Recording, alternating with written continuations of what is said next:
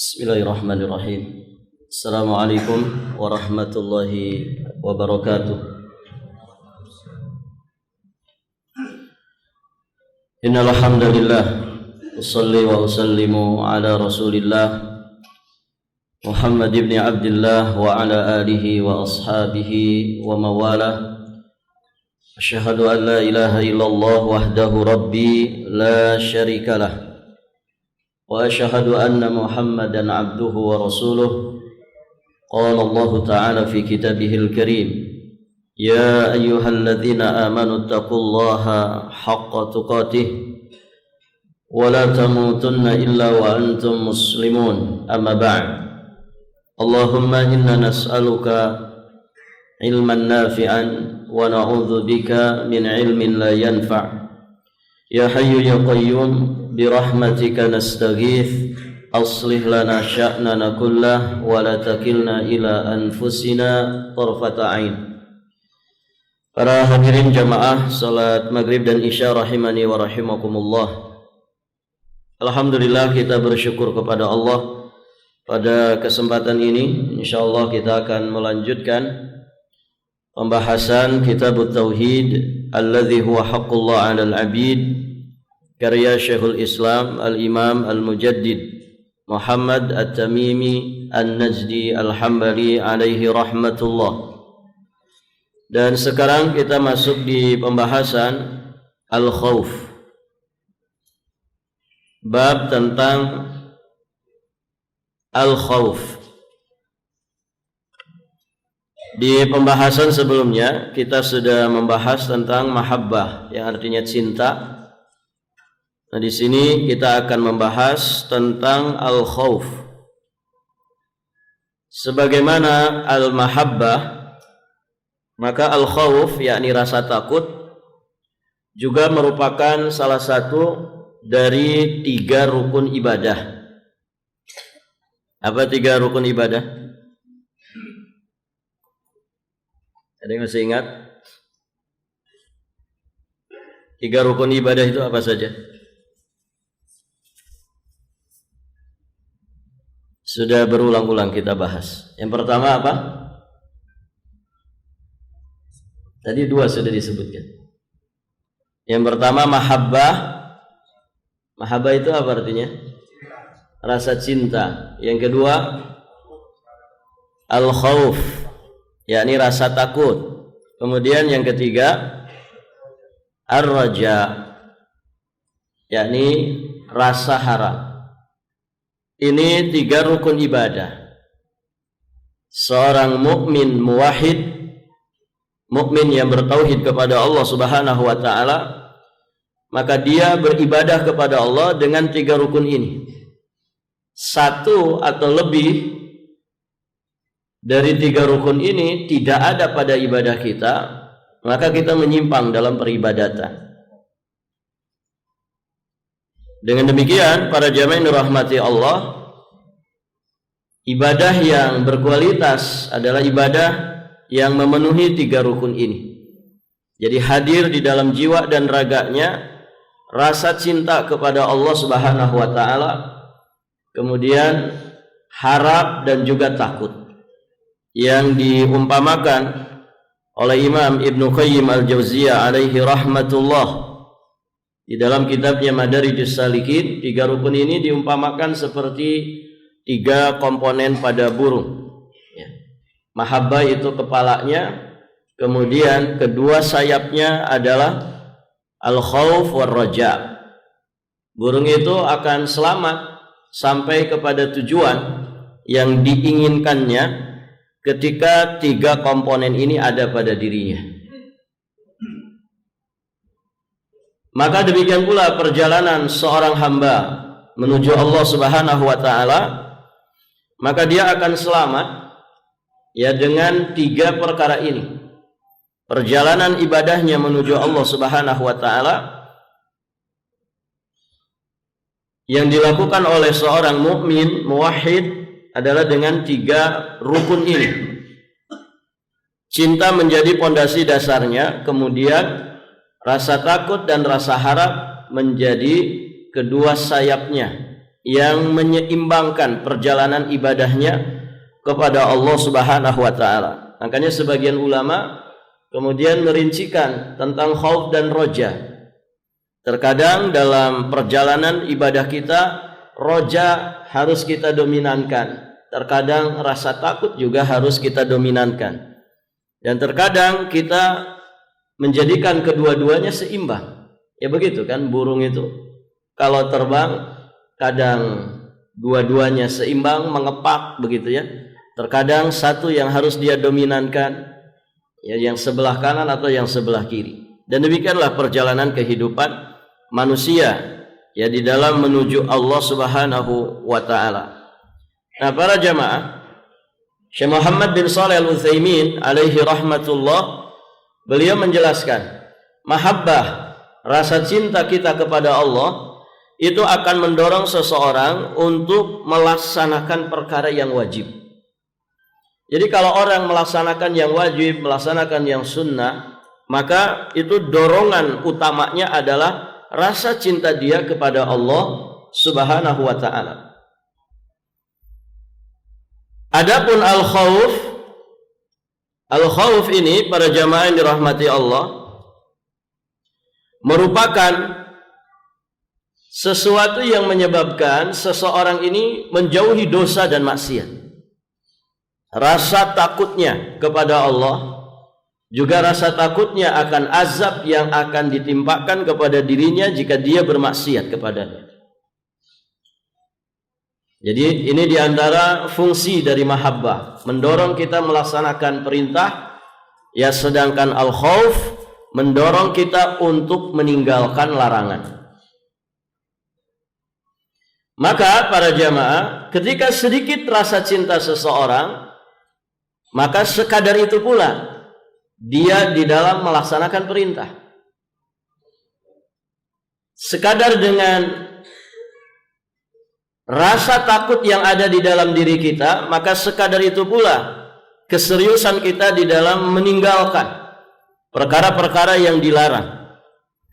Jadi semakin tipis rasa takut kita kepada Allah, maka semakin mudah kita untuk menerjang larangan dan juga batasan-batasan Allah Subhanahu wa ta'ala.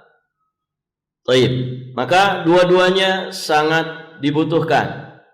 Kemudian dibarengi dengan rasa harap kita akan janji pahala di sisi Allah Subhanahu wa ta'ala. Baik, para jamaah yang dirahmati Allah, ada 3 istilah yang mirip dengan istilah al-khauf. Jadi al-khauf itu sendiri, kemudian ada rahbah, pakai hak besar, rahbatun. Kemudian satu lagi khasyah. Ini 3 kalimat yang sejatinya bersinonim. Al-khauf itu artinya rasa takut. Rahbah itu juga rasa takut. Kemudian al-khasyah. Al-khasyah juga artinya rasa takut. Nah, kalau dilevelkan, level paling tinggi itu khasyah. Kemudian di bawahnya rahbah. Di bawahnya lagi al-khauf, rasa takut. Maka kita akan sedikit menjelaskan tentang 3 istilah ini. Yang pertama al-khauf.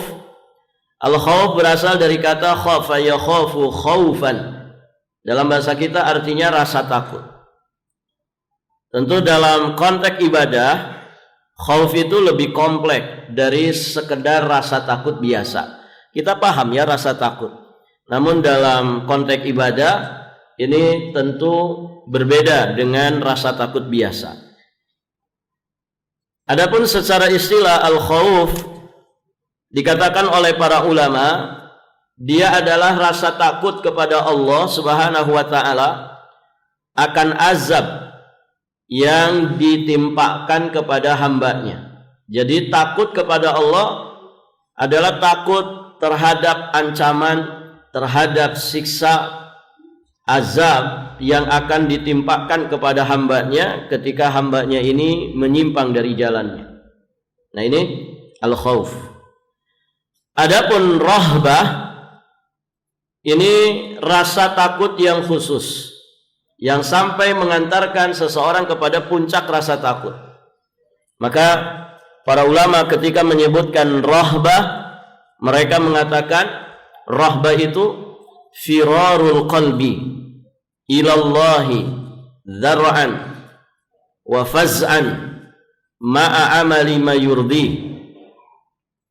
Rahbah itu berlarinya hati menuju Allah Subhanahu wa taala. Karena sejatinya manusia itu di dalam perjalanannya menuju Allah bukan dengan jasadnya saja, tapi yang paling inti adalah dengan hatinya. Nah, maka rahbah itu rasa takut yang khusus dengan makna berlarinya hati menuju Allah dalam keadaan risau dan cemas, disertai dengan mengamalkan apa yang diridhoinya. Jadi rasa takut yang ibadah itu para jamaah, justru semakin besar rasa takut kita kepada Allah, semakin tinggi level rasa takut kita kepada Allah, semakin orang itu akan mendekat kepada Allah. Kalau dalam keseharian kita, seseorang itu menakuti sesuatu, biasanya dia akan menjauh, kan begitu ya. Dia akan menjauh dari sesuatu yang ditakuti itu. Nah, kalau orang takut kepada Allah, justru dia akan mendekat kepada Allah. Tidak sekedar mendekat, dia berlari begitu kencang menuju Allah Subhanahu wa taala. Fafirru ilallah, berlarilah kalian menuju Allah Subhanahu wa taala. Nah, ini para jamaah. Nah, ini level rahbah. Di atasnya al-khauf. Nah, kemudian ada yang lebih berkualitas lagi, yakni disebut dengan khasyah. Khasyah ini rasa takut yang paling khusus dan paling tinggi kedudukannya. Maka para ulama mengatakan al-khasyatu hiya halatun tahsulu inda syu'ur bi'azamatil khaliq wa haibatihi wa khawfil hujubi anhu. Khasyah itu adalah satu keadaan yang dihasilkan saat merasakan keagungan dan kehebatan Al-Khaliq, serta dia merasa khawatir akan terhijab, terhalangi dari Allah Subhanahu wa taala. Jadi rasa takutnya itu didasari oleh ilmu yang begitu mendalam tentang Allah.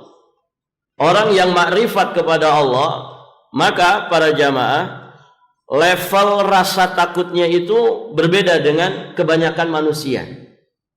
Makanya khasyah ini disandingkan oleh Allah Subhanahu wa taala dengan ulama.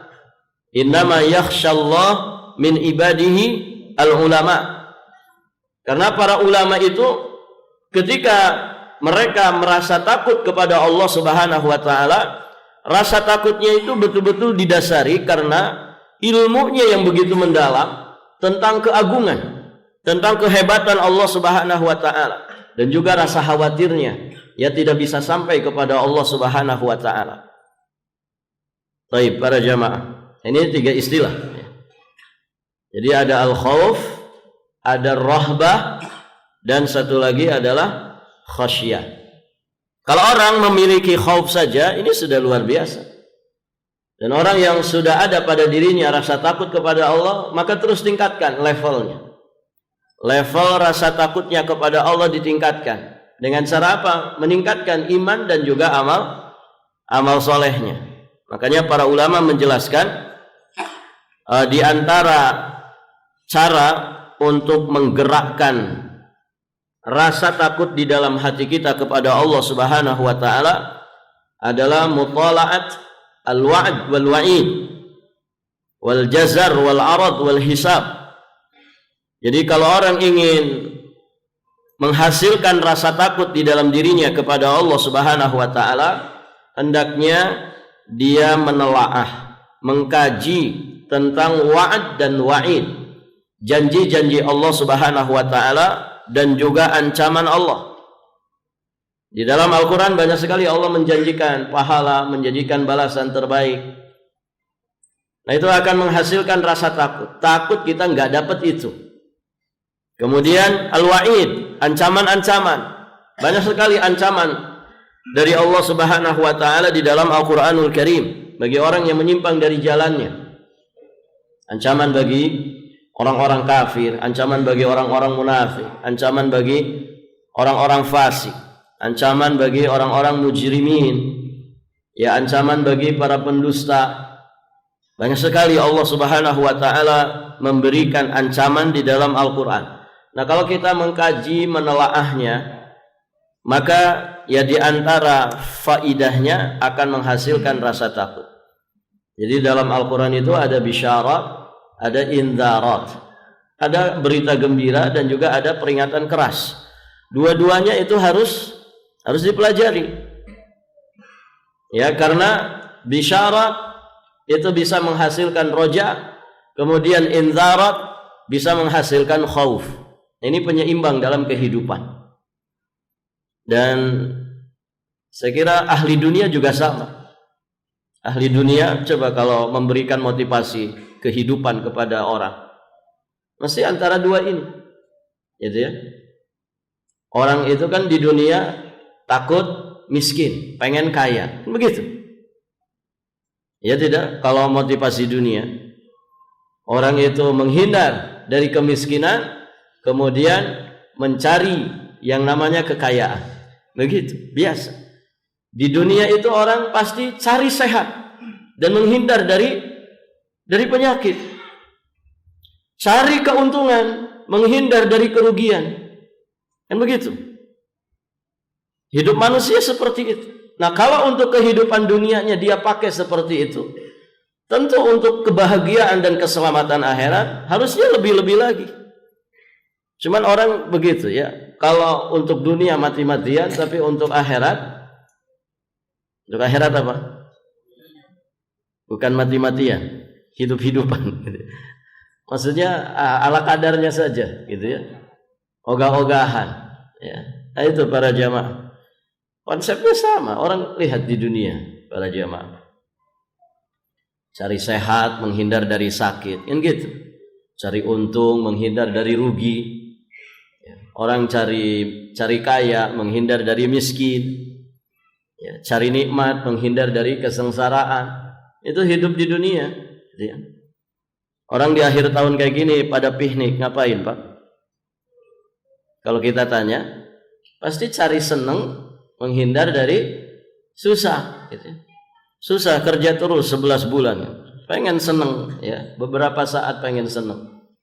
Nah, itu para jamaah yang dirahmati Allah. Itu hidup manusia begitu. Bainal khauf war raja. Antara rasa harapnya kemudian rasa takutnya, rasa cemasnya. Nah, ini sangat detail di dalam Islam diatur. Perjalanan kita menuju Allah pun demikian. Maka untuk menghasilkan rasa harap kepada Allah, baca, kaji, telaah. Ya, janji-janji Allah Subhanahu wa taala, berita gembira yang Allah dan Rasulnya sampaikan untuk manusia. Untuk menghadirkan rasa takutnya, maka para jamaah yang dirahmati Allah, baca indharat, kaji dan telaah peringatan-peringatan dan juga ancaman-ancaman dari Allah Subhanahu wa taala, supaya itu jadi rem ya dalam kehidupan kita. Baik, para jamaah yang dirahmati Allah Subhanahu wa taala. Demikian pula cara yang berikutnya untuk menghasilkan rasa takut adalah mengingat mati. Mengingat mati. Itu obat paling mujarab, Pak. Untuk kita bisa ngerem hawa nafsu kita. Ingat mati. Karena kalau orang ingat mati itu, ya hawa-hawanya itu bagus. Kata orang ingat mati itu menyeramkan. Nanti mati beneran Ustaz. Gitu. Baik. Tidak begitu. Ada orang mengingat mati katanya bikin pendek umur. Nggak ada. Orang mau ingat mati, ya, maka umurnya tetap sudah ditentukan. Jadi orang kalau selalu ingat mati, ya, tiap bikin status misalkan tentang kematian, Kan sering ya orang itu, wis ini kayaknya orang tanda-tanda ini gitu. Enggak, para jamaah, kita diperintah oleh Rasulullah untuk banyak ingat mati. Dan banyak mengingat mati tidak memendekkan usia. Pun demikian, orang yang lalai dari mengingat kematian tidak memanjangkan usianya. Baik. Nah ini mujarab untuk orang itu bisa hadir rasa takut di dalam jiwa raga. Ingat mati. Ingat mati bisa memendekkan angan-angan. Kemudian menelaah, mengkaji, mengingat apa yang akan terjadi setelah kematian. Ya. Coba dibayangkan saat kita didudukkan, kemudian ditanyai oleh malaikat mungkar nakir. Gitu ya. Kita ditanya tentang 3 hal. Siapa Tuhanmu? Siapa nabimu? Apa agamamu? Ya. Kalau sekarang kita masih hidup, enteng saja kita jawab. Tapi nanti di sana tidak semudah yang kita bayangkan. Karena kita belum pernah ke sana. Dan para ulama menegaskan itu bukan pertanyaan kuis yang mudah untuk dijawab begitu saja. Itu adalah pertanyaan sebab akibat. Mengandung konsekuensi. Bagaimana kita di dunia, seperti apa perjalanan hidup kita di dunia, maka itulah gambaran nanti ya ketika kita diuji oleh malaikat mungkar dan nakir saat kita mati. Nah, ini semua ya sering diingat. Kemudian nanti setelah itu ada yaumul hisab, yaumul ba'ats, ada mizan, ya kita akan ditimbang, kita akan dihisab, ya kita akan dimintai pertanggungjawaban di hadapan Allah. Nah, ini semua akan menghadirkan rasa takut kita kepada Allah Subhanahu wa taala. Baik para jamaah. Kemudian kita lanjutkan. Ini mukadimah dulu ya dari bab ini ya supaya kita mudah memahami bab ini. Kita akan bahas macam-macam takut.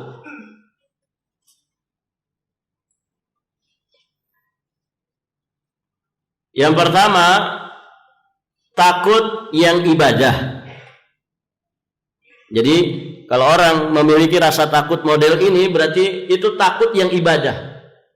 Tidak boleh dipersembahkan kepada selain Allah. Apa itu takut ibadah? Yakni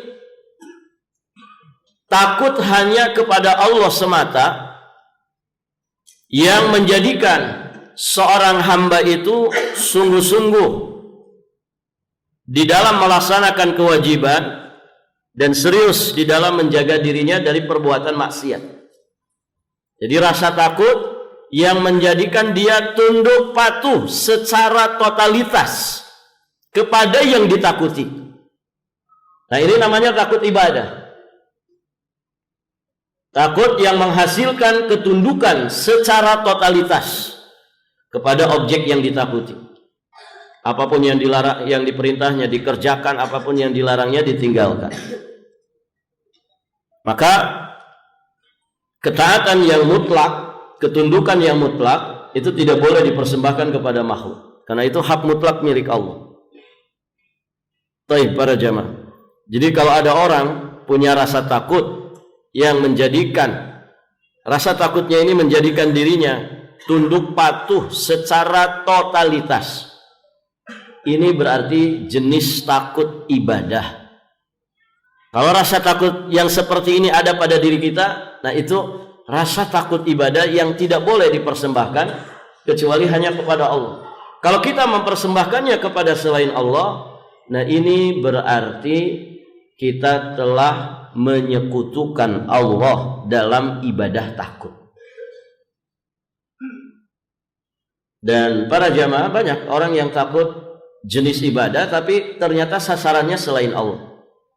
Takut kepada orang yang sudah mati, takut kepada seseorang yang dikeramatkan kuburannya, ya takut kepada penguasa, takut kepada raja, takut kepada siapapun dari makhluk Allah. Ada yang takut kepada jin, dan rasa takutnya itu menyebabkan dia tunduk secara totalitas. Bahkan sebagian mereka bersujud kepada yang ditakutinya ini. Nah ini berarti dia sudah beribadah dengan ibadah takut kepada selain Allah. Allah Subhanahu wa taala berfirman di surat An-Nazi'at ayat 40-41. Wa amma man khafa maqama rabbih wa nahan nafsa 'anil hawa fa innal jannata hiyal ma'wa. Dan adapun orang-orang yang takut kepada kebesaran Rabb-nya dan dia menahan hawa nafsunya. Perhatikan, rasa takut kepada Allah, terhadap keagungan, kehebatan Allah Subhanahu wa taala menjadikan dia menahan nafsunya, mengendalikan hawa nafsunya supaya tetap ada di jalan Allah, tidak menyimpang dari jalan Allah Subhanahu wa taala. Maka Allah menjanjikan fa innal jannata hiyal ma'wa. Ya, sesungguhnya surgalah tempat kembalinya dia. Ma'wa, para jamaah yang dirahmati Allah, kalau Allah mengungkapkan ma'wa, itu maknanya al-iwa wal istiqrar.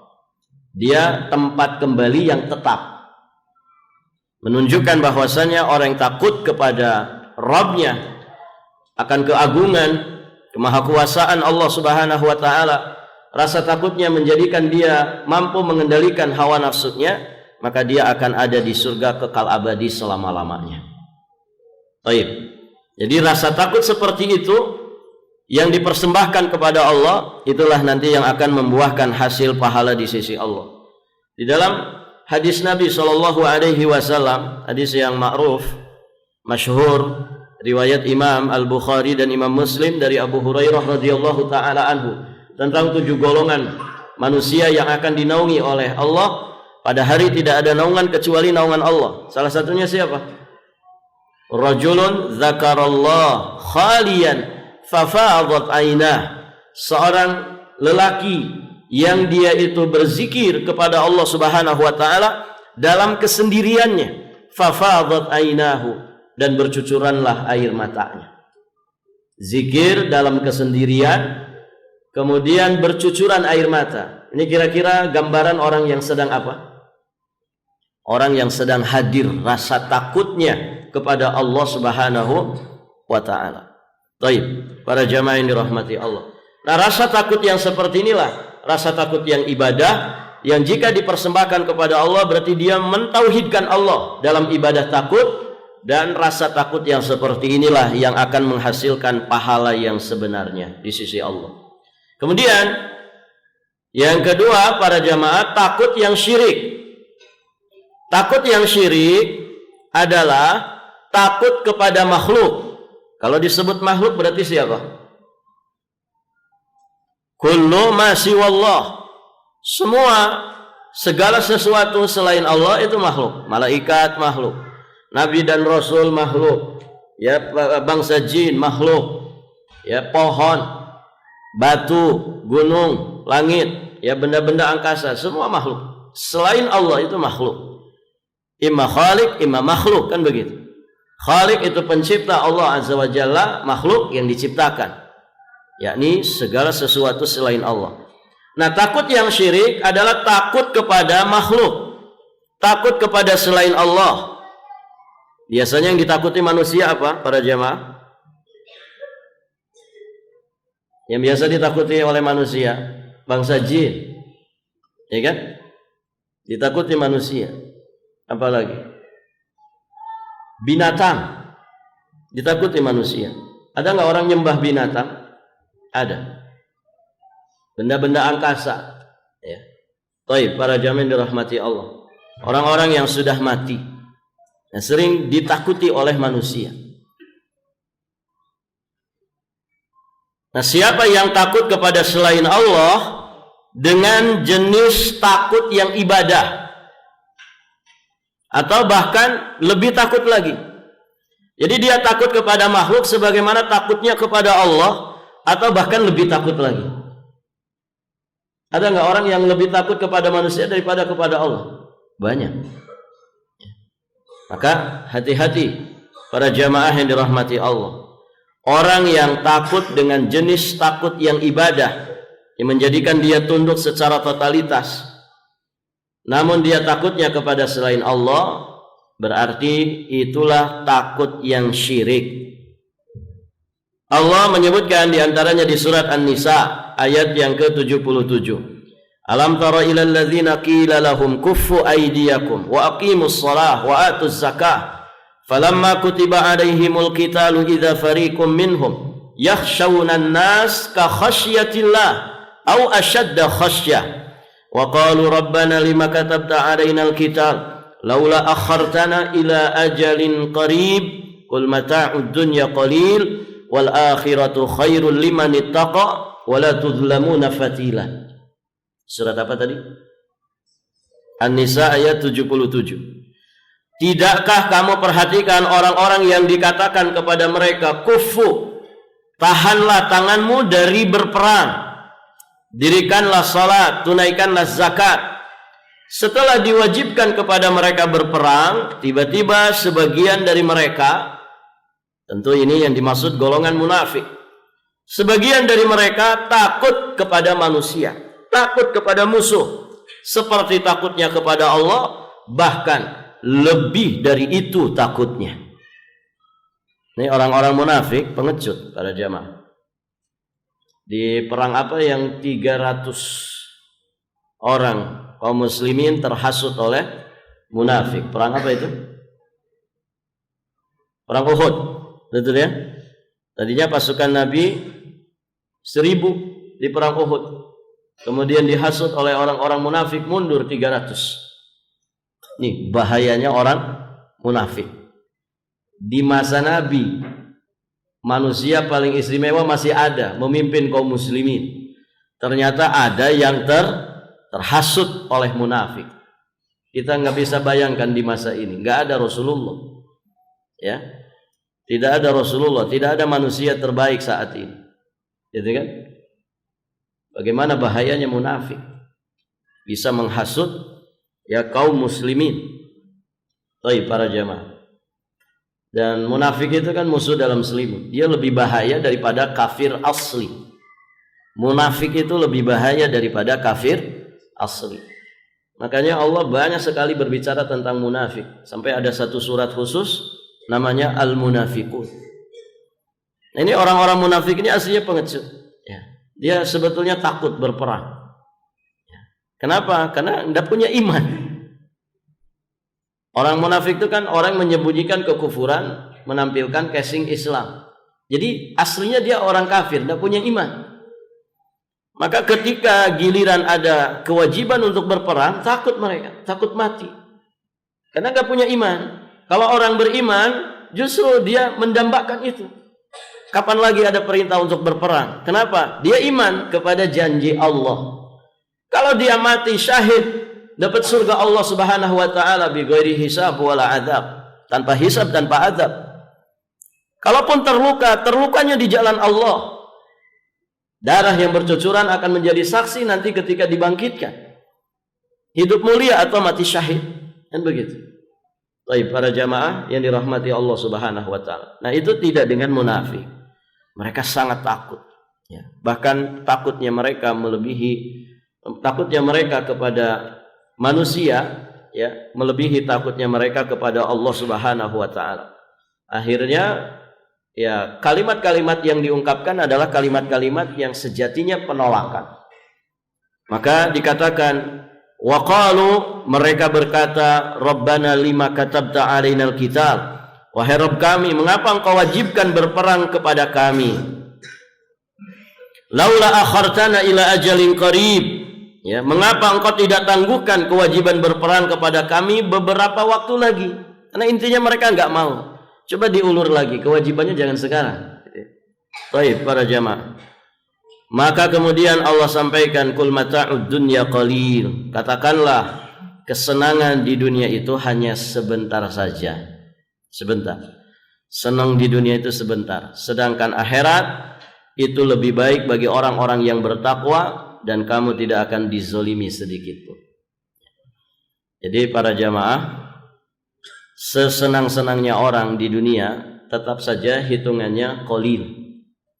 Sebanyak apapun orang itu mendapatkan jatah dunia, hitungan Allah qalil. Mata'ud dunya itu qalil. sedikit. Sedikit. Gambarannya apa para jemaah? Nanti di akhirat itu ada satu riwayat, ada orang paling senang hidupnya di dunia. Pokoknya dari semenjak dia sebelum lahir saja sudah senang. Ada orang Masya Allah masih kecil sudah disiapin rumah sama orang tuanya. Perintis sama pewaris kan beda ya, gitu ya. Nah ada orang itu yang senangnya itu karena warisan, begitu ya. Artinya orang tuanya sudah kaya raya, gitu ya. Sudah kaya raya. Sebelum dia lahir ke alam dunia sudah berkelimpahan. Nah nanti akan didatangkan nih orang-orang yang hidupnya di dunia penuh dengan kenikmatan. Taruhlah. Kalau ada orang modelnya seperti itu, dia hidup di dunia 70 tahun lamanya. 70 tahun ini semua dominan kesenangan, kenikmatan, kemewahan, foya-foya. Nanti akan didatangkan di akhirat orang seperti ini, kemudian dia suruh masuk ke dalam neraka, cuman dicelupkan barang sesaat, kemudian disuruh keluar lagi. Ditanya, dimintai testimoninya. Apakah engkau merasakan kenikmatan walaupun sedikit? Apa jawabannya para jemaah? La, wallahi la. Demi Allah, tidak sedikit pun aku merasakan kesenangan. Padahal dia orang paling senang di dunia. Ya. Ketika masuk ke dalam neraka, sirna, lenyap, hilang. Nah ini menunjukkan bahwa nikmat dunia itu qalil, sebanyak apapun. Ya. Qalil, dia hitungannya sedikit. Ya. Ada orang kaya di sini Pak. Orang kaya sama orang miskin, makannya sama enggak? Sama kan? Butuh makan 3 kali saja kan? Ada orang kaya makannya 10 kali sehari. Kenapa Pak makannya 10 kali? Saya kan orang kaya Ustaz. Ya. Kalau orang miskin enggak apa-apa lah 3 kali. Saya orang kaya. Enggak ada ceritanya begitu. Dan Masya Allah para jamaah, seenak-enaknya makanan itu hanya ada di piring pertama. Ya tidak? Ya kalau antum merada doyan makan, piring kedua masih enak lah. Coba rasakan piring ketiga, berubah kan? Yang tadinya enak jadi enak. Antum tambah lagi piring keempat, oh jadi penyakit itu, ya kan? Itu seenak-enaknya makanan hanya ada di piring pertama. Seenak-enaknya makanan hanya ada di mulut. Coba setelah lewat tenggorokan, wih enaknya ini, ya kepiting lada hitam gitu. Ini gleser ke bawah tenggorokan saya nggak ada para jemaah. Di sini saja. Kalau sudah lewat tenggorokan nggak ada rasanya. Mau makanan yang murah, makanan yang mahal sama. Kalau sudah lewat tenggorokan nggak ada rasa. Ya kan? Hanya di lidah saja, di mulut. Lidah ini kan pemberian dari Allah. Indra pengecap. Kalau lidah antum bermasalah karena sakit misalkan, antum sodorin makanan-makanan enak, bisa dirasakan enaknya? Tidak ada. Nah itu para jamaah. Jadi Masya Allah, Allah menyebutkan Qul mata'ud dunya qalil, sedikit. Maka orang beriman tuh nggak takut dengan dunia. Apa yang ditakuti dari dunia? Nggak ada. Sebanyak-banyaknya dunia, hitungan Allah tetap saja sedikit. Allah itu kalau bicara kan tidak dusta, beda dengan manusia, ya, suka ngobrol kedustaan. Kalau Allah tidak, sedikit, setinggi apapun pangkat jabatan, sebanyak apapun harta, begitu ya, sebanyak apapun jatah dunia yang Allah berikan kepada kita, hitungannya tetap sedikit. Orang senangnya saja harus dengan kesusahan. Itu kan dunia. Dunia para jamaah. Tidak permanen dia. Tidak permanen. Kebahagiaan yang permanen itu apa? Iman dan amal soleh.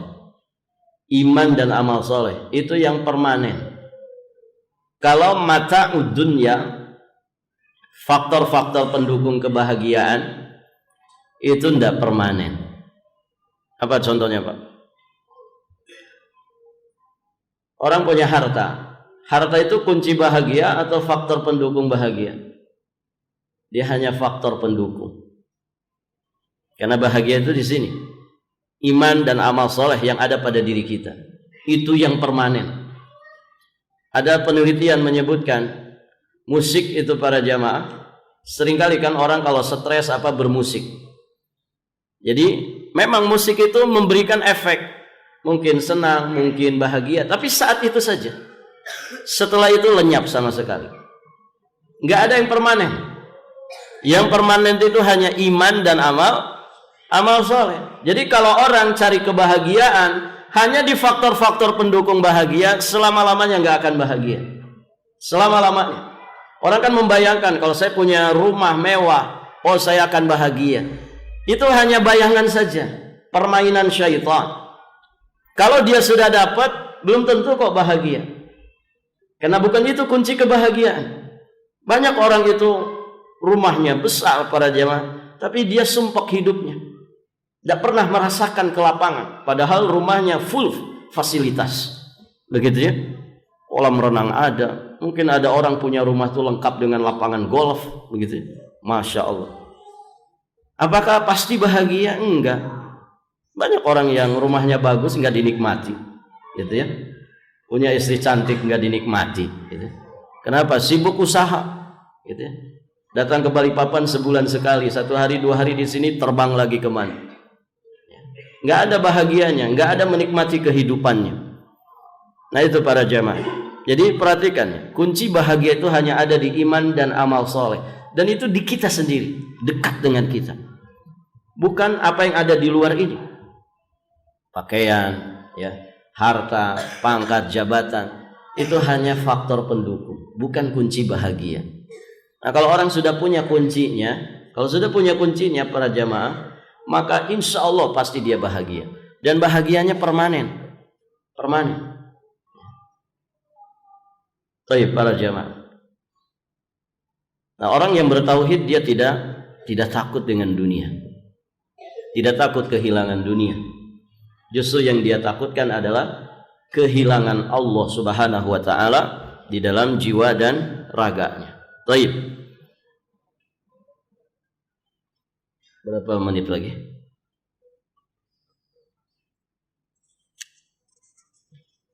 Lebih berapa azan? Masih ada ya jenis-jenis takut yang lainnya. Nanti kita lanjutkan insya Allah. Jadi tadi sudah kita jelaskan takut yang ibadah, kemudian takut yang syirik. Nanti ada takut yang maksiat atau takut yang haram. Kemudian nanti ada takut yang tobi'i. Tobi'i itu sifatnya naluri manusia. Nanti juga ada takut yang sifatnya wahmi. Takut wahmi itu ya takut yang sifatnya hanya hayalan belaka. Ini insya Allah nanti kita lanjutkan di kesempatan berikutnya biidznillah ta'ala. Baik, kita akhiri pengajian kita. Insya Allah kita lanjutkan bab ini di kesempatan berikutnya biidznillah ta'ala. Subhanakallahumma bihamdik asyhadu an la ilaha illa anta astaghfiruka wa atubu ilaik. Hadanallah wa iyyakum ajmain. Wallahul muwaffiq ila aqwamit thariq. Al-'afwu minkum. Wassalamu alaikum warahmatullahi wabarakatuh.